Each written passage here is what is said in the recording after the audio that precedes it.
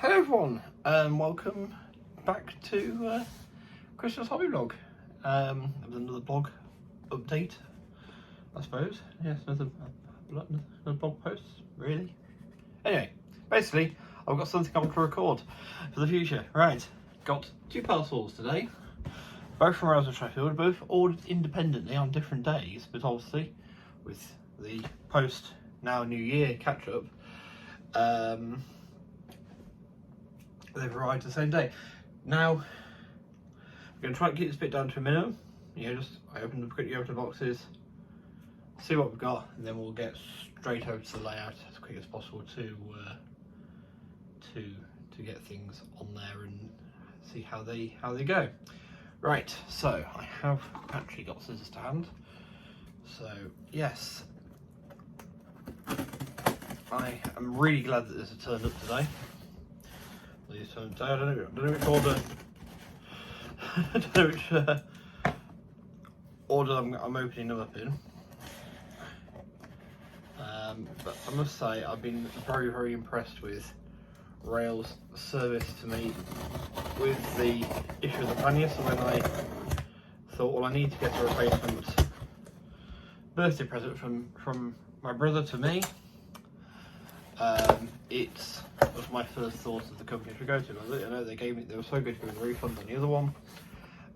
This is, yeah, it's only right that I go back to them. And in fact, I've opened that one first, and here it is. Oh, a little flourish box wrapped in mysterious paper. Let's make sure that was all that was in that one. It was.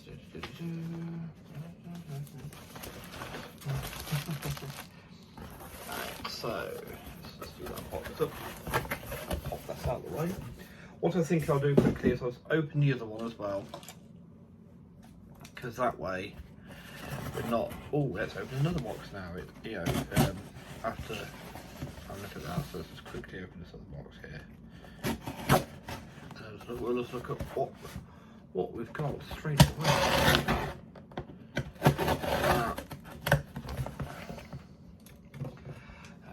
This is out the way before I hurt myself. Yes, and we have in here another parish box and a Rails box there. So you have probably already noticed what's written on it, so we can. But anyway, right, so we'll start with that. So, for those who, right.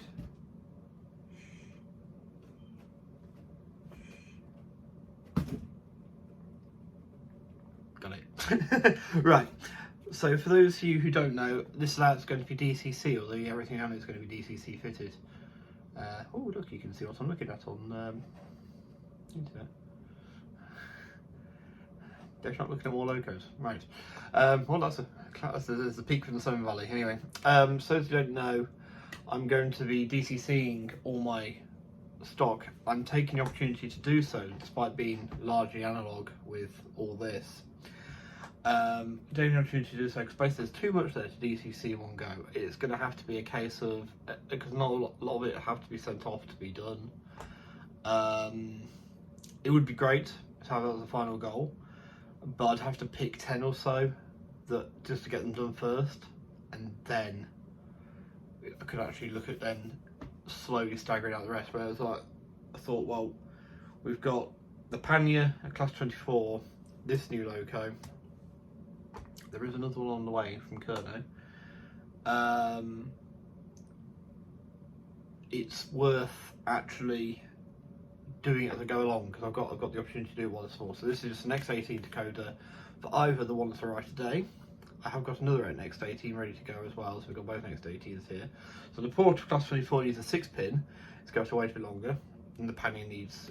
I'll get that done when it goes away to be properly looked at and sorted out. So yes, we've got another X18 basically there ready to plonk in one of the other two. Right. Okay, so next box is this one. Now, those of you who know UK Engage, you'll recognise this as a wagon box. Oh, trying to get the paper off.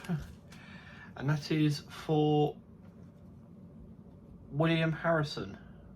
The Harrisons owned a colliery or series of collieries in Brown Hills, which is Cannock Chase, just up the road where Chasewater is. So if you watch my videos from Chasewater, it's that area. So this is a local wagon. It's actually a Midlands wagon, which is, you know, so rare in the model rail world. I find that I thought, well, gotta go with that one. I'm getting the chip, you know, makes it worthwhile. But yes, okay, on to the main event. So I'm trying to keep this a bit short because you'll see them all when we get. And I'm not even going to bother taking the paper away from this one. I'm just going to slide the box out because yes, it's our locomotive. It's an Ivatt 2MT in BR green.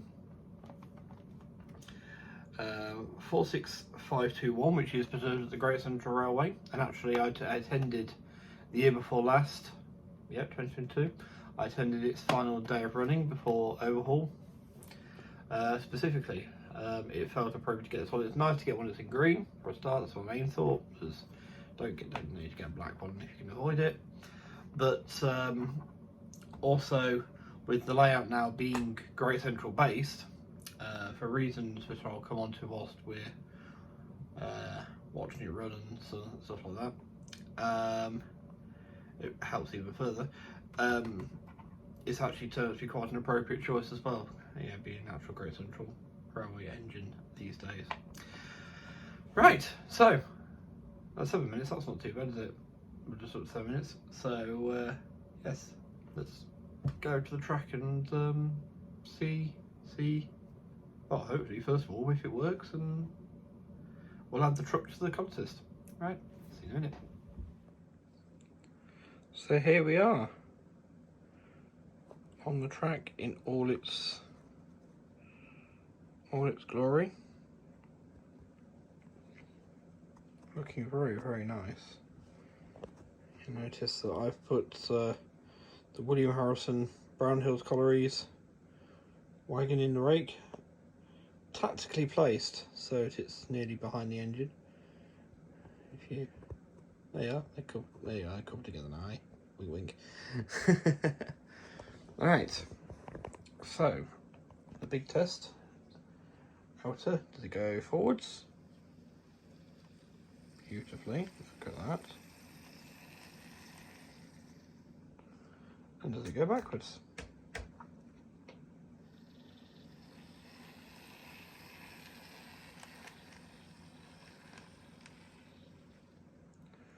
Lovely.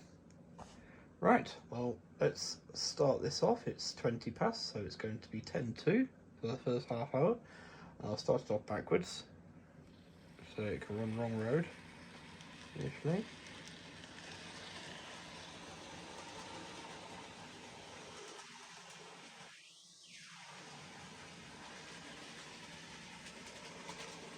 I wanted it on the biggest of the loops.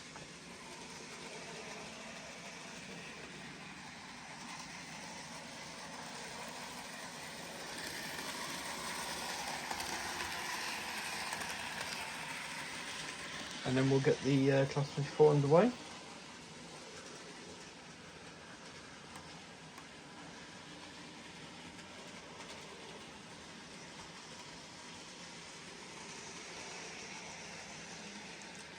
So, the Great Central benefits me in many ways. One, it provides an interesting subject if I want to do a period section on the layout where I pick one period and actually, change out the road vehicles, close the car park up a little bit more to actually make it just for as if the house has been lived in again.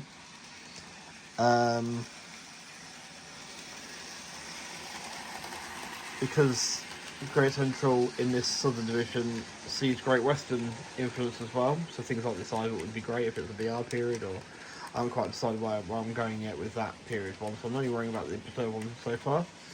But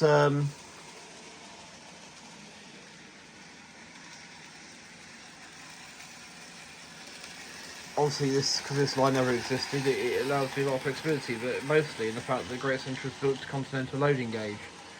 So my little German tank engine and its carriages will be able to run as part of the Heritage fleets without too much worry. Again, that needs to be sent off to be DCC fitted, so that's not something to worry about just yet, but yeah. Yeah, a nice little run by that. And then the 24 comes, sorry for the line camera, hopefully you're not feeling too queasy. And then we'll follow that wagon down. And once it gets to the end, we'll kill the video and I'll come back to you in, nearly an hour's time. Alright, see you in a moment. Right, now it's run in, all ready to haul its first train. It's got a single coach as its first duty. It will be on that freight train at some point, and I think the diesel deserves for the passenger train for a change.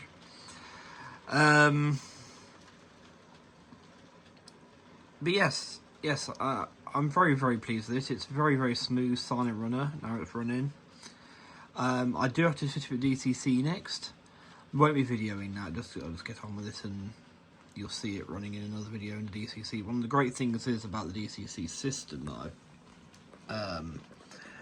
how I've gone about it. I think, well, toot me and trumpet much. I'm humble. I'm the most humble person ever. Yeah.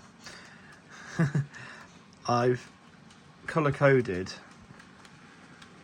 both controllers which correspond to their respective wires. So obviously that's inner loop and that's the outer loop. And again, you got the yellow for that one. So basically I know which one goes to which, but then they both go to the same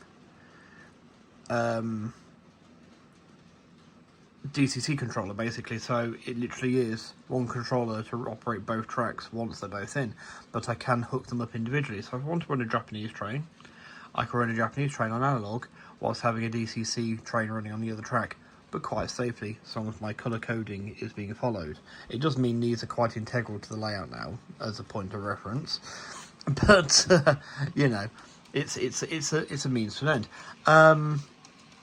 Yes. Very, very pleased to say the one of the great things about this Ivert Mogul is that it has been re-engineered to take a Next 18 DCC decoder, and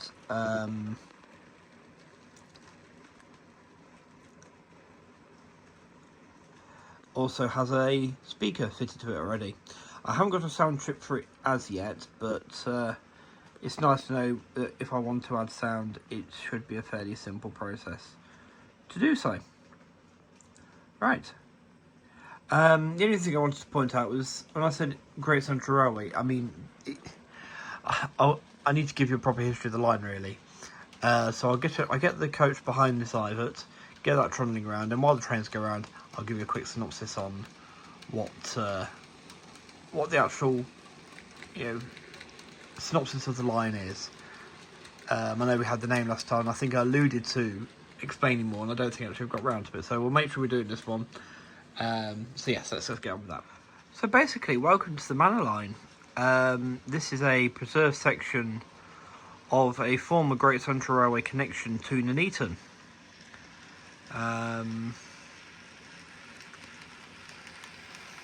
And Hinckley, actually. Stretton Baskerville here represents the last Great Central station before the line splits, and by creating a triangle near the village of Bermuda, we have our very own Bermuda Triangle. But basically, in this version of history, the Great Central partnered into the Midland and London North Western Railways, Ashby and Nuneaton Joint Railway, which brought all sorts of different locomotives to Nuneaton Station. It was the terminus for the Great Central part. Carriages were taken on by a Midland or London North Western engine through to Ashby in that way. But it did bring Great Western locos. It brought obviously LNER locos eventually. And yeah, that's basically where we are. So when I say it's nice to have a Great Central engine earlier with the Ivert, yes, obviously that one is on the current preserved Great Central Railway, but not this. This isn't connected to that Great Central Railway, because that was the split. It splits. I'm imagining the split's just north of Rugby. So one bit goes off to Leicester from Rugby. That's the bit that's the real one. And this one came the other way. Obviously into the abandoned medieval village of Streatham Baskerville. So we're still in total fiction land. It's looking rather smart, isn't it? And now it's running slowly, how smooth it's going. Very, very nice. So yes, it's an unusual station. Obviously, by the time we come to it, it's unusual for the Great Central because it's not a centre, an island platform. Basically, British Railways tore it all up. All the track and everything's had to be relayed, and this was they had an opportunity for a building from somewhere else. So the station building's not Great Central pattern either, but you see, I'm getting myself loopholes here.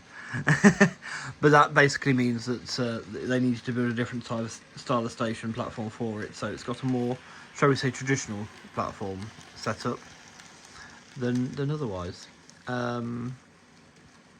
Yeah. So that's basically the synopsis of the line.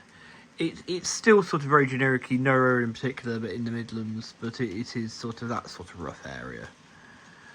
So stock is, for prototypical running sessions, stock can be anything from LMS locos that may be allowed to wander up here this way occasionally, to obviously the LNER locos, and I'm going to include everything that's available because no, it's getting a face.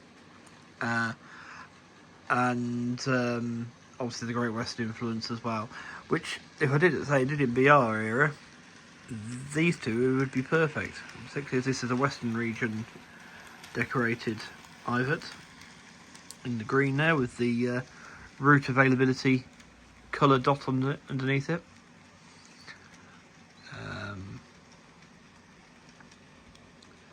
But yeah, anyway, that's enough of my waffling on. I'm sure you'll be pleased to hear comes the Class 24. Once the parcel from Kerno arrives, I'll have the 6-pin DCC decoder for that to be DCC fitted, and then I'll be adding the head codes to it. I'm going to choose a freight orientated one for one end and a more passenger orientated one for the other end. Here comes the Ivert again. So really happy to have this in the collection. It's nice to have a non-black steam locomotive as well.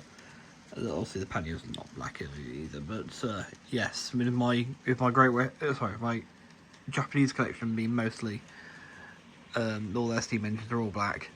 You know, the C12 just sitting there by the cocktail sticks and the Lindor chocolates, yes, but the cocktail sticks there being a good example. It's on standby. It was playing pseudo Ivert for a while. You've seen it in other videos.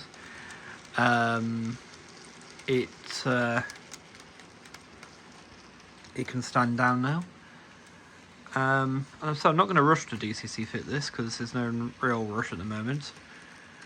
But yes, very, very, very nice. Farish had done a fantastic job, which I'm finding is a bit to be honest, is kind of the norm with them. Let's have a shot of them from your side. There we are. So anyway, thanks for watching. Take care all, stay safe, be well. Any questions about Streatham Baskerville and the layout in general, then feel free to ask. And I'll try and answer in the next video. Alright, take care all. Bye!